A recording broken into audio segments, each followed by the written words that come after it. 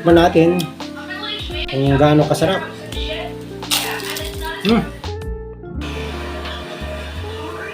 Okay, ang ating susunod na lulutuin yung ating mulberry, crispy mulberry. Gamit pa rin ang ating Master Bicknock breading mix, all-purpose breading mix ng Master Bicknock. So maglalagay lang tayo ng konting harina, konting breading mix dito sa ating pagdidipan ng ating mulberry leaves. Konting tubig. Yan. Tama, yan na. Ang gagawin natin, ilagay na natin itong ating mulberry.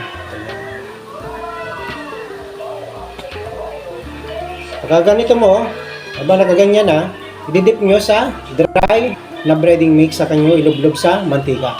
Ganun lang po. Okay, yan na po yung ating crispy mulberry leaves. Kung pwede ang kangkong, pwede rin naman ang mulberry leaves. Mas masustansya pa to sa kangkong. Ayan. So, ganun lang. Ididip nyo rito. Mamaya papakita ko. Kaya ahonin na natin to. At luto na.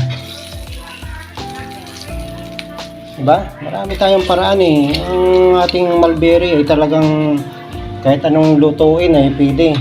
So, ang gagawin nyo, ganito. Kuha kayo ng mulberry. Ito, pasensya na, makalat. Lubog nyo rito sa ating all-purpose breading mix. Sa wet, saka nyo ilagay dito. Pasensya na, makalat talaga. Pag kusina talaga, makalat yan. Ayan, ilagay ating mulberry. Wala nang timpla to. Kasi yung ating all-purpose breading mix ay templado na po yan. So yung inyong apoy dapat naka medium lang, medium fire. Yan. Try ko lang to kung anong lasa nitong ating mulberry chips kangkong.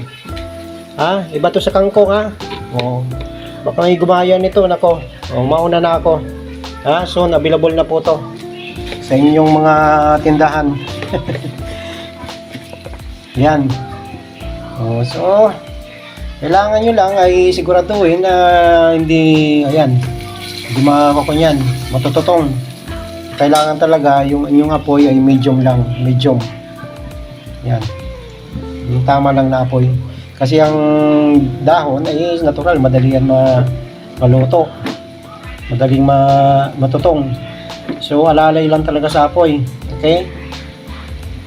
Yan. Kasimple. Mulberry, crispy mulberry leaves. May Bicknock. Wala pa yatang gumagawa nito. Baka may nauna na sa akin. Unahan na natin. Yan, luto na to.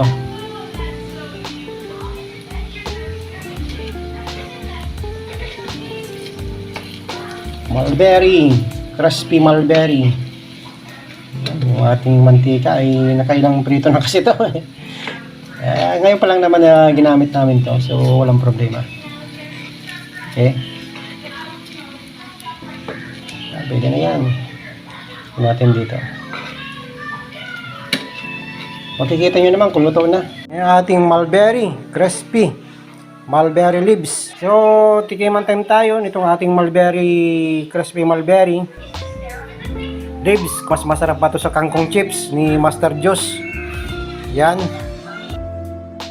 Crispy mulberry leaves. Ang ganda Tikman natin kung gaano kasarap.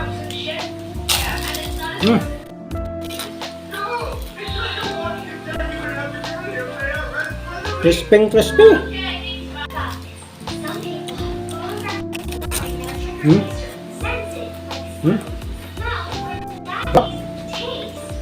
Magugustuhan to ng mga anak nyo. Try nyo po. So, may mga nagtatanim dyan ng mulberry. Try nyo yung itong mulberry leaves. Crispy. Gamitin nyo lang yung aming breeding mix ni Master Bicknock. Siguradong ganito magiging output ng mulberry nyo. Ayan diba? Mapapakain ko itong mga anak ko nito. Yan, maghahanda na tayo ng ating lunch.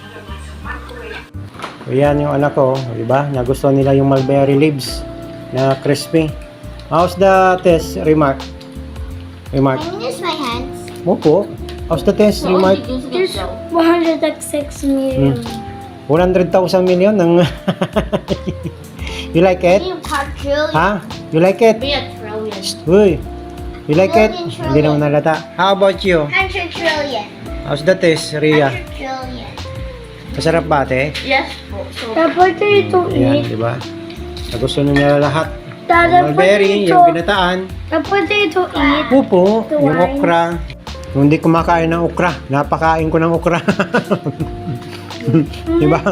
Ayan, diba? Marami tayong paraan para mapakain natin ng mga anak natin ng gulay.